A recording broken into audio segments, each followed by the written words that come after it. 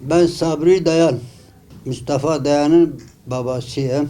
Süssüz, sabahsız, yani Kur'an'ı öğrenmek ve öğretmek için tutukları der. Ondan sonra hiçbir suçu da yok.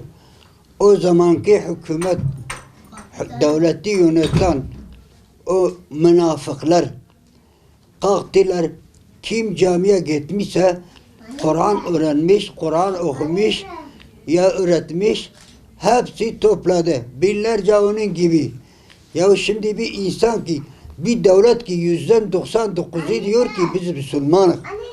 Biz Müslümanız. Madem ki Müslümansınız, bunlar ne yapmış? Kur'an içinse Hristiyan Hristiyandır. Hristiyan Hristiyandır. Çocukları çocukluktan gönderiyor diyor dini öğrensin. Ama biz çocuklarımızı camiye gönderdik. Kur'an okumaya gittik. Ama bu suç mudur? Ben şimdi devletten bunu rica ediyorum. Dosyası çıkarsın, baksın o zalimler, o münafıklar zulüm olarak bu Müslüman halklarına bu hakaret yaptılar. Devlet de bilir, herkes de bilir hakarettir. Suçsuz sebepsiz 21 senedir oğlum cezaevindedir. Gel git biz de daha yaşlı olmuşuz. 70 yaşına yetmişim. Benim şeker hastalığım var. Hanımın da her iki ayağında ameliyat olmuş. Daha edemik görüşe de gidelim. Yeter ya bu yeter ha. Daha dayanacak halimiz kalmadı. Bunlara bir çare bulsun. Ben devlete sesleniyorum.